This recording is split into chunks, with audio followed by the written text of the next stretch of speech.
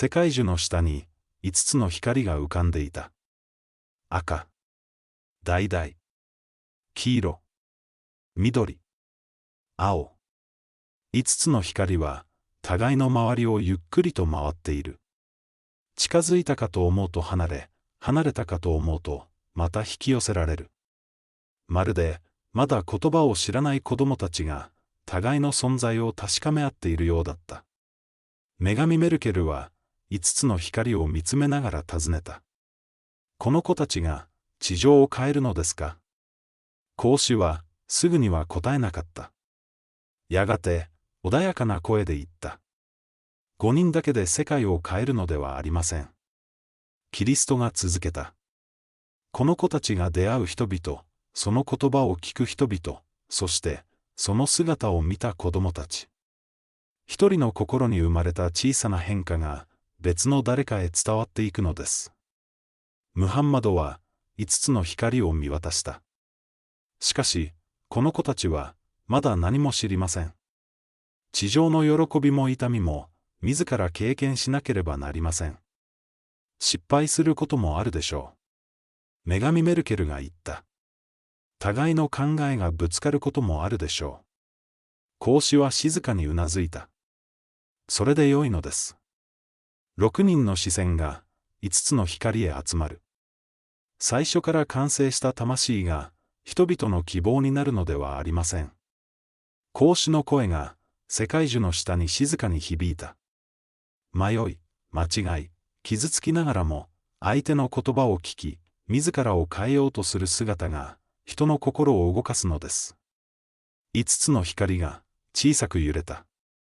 最初にキリストが黄色の光へ目を向けた。その光は他の4つよりも強く激しく揺れている。この魂には燃えるような正義の心があります。釈迦が静かに言った。正義への思いは怒りにも変わります。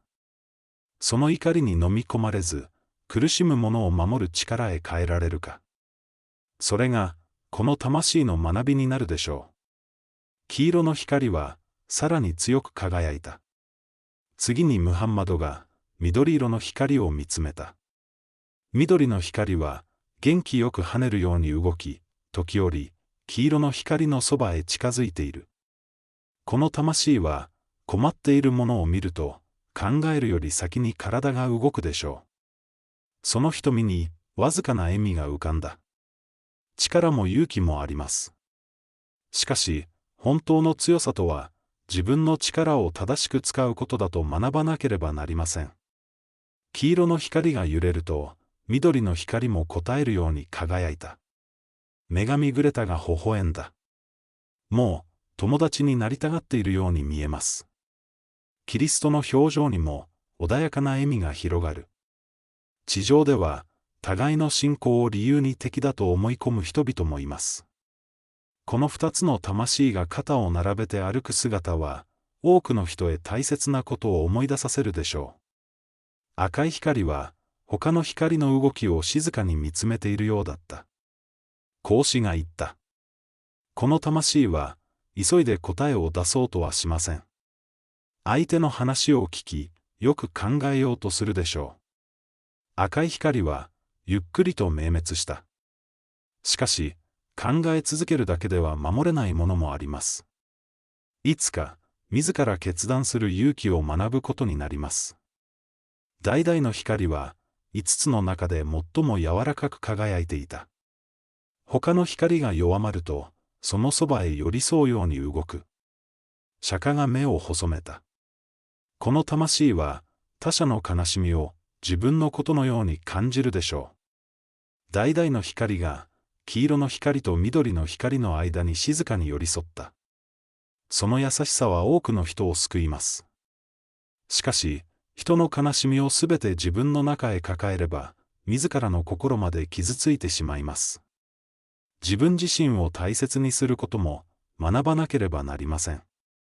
青い光は、他の光から少し離れ、世界樹の葉や光の泉の方へ、忙しそうに動いていた。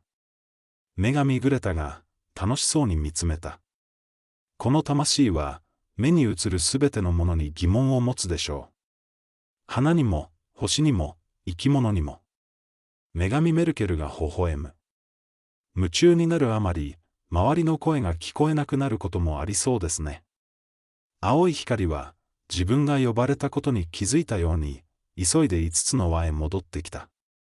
6人の間に、小さな笑いが生まれた。5つの魂は、優れているから選ばれたのではなかった。それぞれに長所があり、それぞれに弱さがあった。勇気が無謀さに変わることもある。思慮深さがためらいになることもある。優しさが自らを苦しめることもある。知りたいという心が周りを見失わせることもある。正義への情熱が怒りとなって相手を傷つけることもある。それでも6人は5つの魂の中に可能性を見ていた。欠点を持たないものではなく、自分の弱さと向き合い、仲間と共に成長できる者たち。世界を一人で救う英雄ではなく、互いに助け合いながら人々へ問いを投げかける子供たち。その姿を通して、地上の人々が自ら考え始めること。それこそが6人の願いだった。その時、世界樹の根元が柔らかく輝いた。光の中から一冊の本がゆっくりと姿を現す。魂の図書館に置かれていたあの白紙の本だった。本は6人の前まで浮かび上がると静かに開いた。まだ何も書かれていない最初のページ。その中央に5つの小さな光が映った。やがて淡い文字が浮かび上がる。この5つの魂を地上へ送る時が来た。女神メルケルが本の文字を見つめた。この子たちはどこへ生まれるのですか。5つの光の下に地球の姿が現れた。広大な大地を持つ国。砂漠と古い文明の記憶を受け継ぐ国。自由を掲げながら今なお差別と向き合う国。長い冬と豊かな文化を持つ国。多くの宗教と言葉が共に暮らす国。それぞれ遠く離れた場所だった。離れ離れに生まれるのですね。女神グレタの声にはわずかな寂しさがあった。いつか出会えるのでしょうか。キリストは5つの光を見つめながら答えた。出会います。ムハンマドも静かにうなずいた。生まれた国も育った文化も信じるものも違うまま互いの前に立つことになります。孔子が続けた。その時、違いを恐れて離れるのか。それとも、違いを知ろうとして一歩近づくのか。最初の選択は、この子たち自身がしなければなりません。5つの光は、互いの周りをゆっくりと回り始めた。赤、橙、黄色、緑、青。やがて5つは、一つの輪を作った。その輪は、地球を包むような小さな虹となり、世界樹の腫瘍を明るく照らした。しかし、次の瞬間。5つの光は、それぞれ別の方向へ離れ始めた。黄色の光が、緑の光のそばへ近づこうとする。緑の光は、まるで別れの理由を確かめようとするように、あちらこちらを忙しく行き来した。赤い光は、離れていく光を一つずつ見つめている。青い光も追いかけるように動いた。橙の光が小さく震えた。釈迦が5つの魂へ穏やかに語りかけた。恐れる必要はありません。キリストが続けた。地上で過ごすうちに今日の記憶は見えなくなるでしょう。それでも心の奥に残るものがあります。孔子は言った。誰かを助けたいと思う心。ムハンマドは言った。正しいことのために一歩を踏み出す勇気。女神メルケルは言った。自分と違う人の話を聞こうとする心。女神グレタは言った。地球に生きるすべての命を大切に思う心。6人の声が一つに重なった。その心を忘れないでください。世界樹の葉が一斉に光を放った。数えきれないほどの光の粒が空へ舞い上がり、5つの魂を包んでいく。やがて5つの光は空高く昇った。天上界の草原を越え、光の泉を越え、星々の間を抜けて、青い地球へ向かってゆっくりと降りていく。遠く離れていく5つの光を6人は何も言わずに見送った。やがて光は小さくなり、地球の青い輝きの中へ消えていった。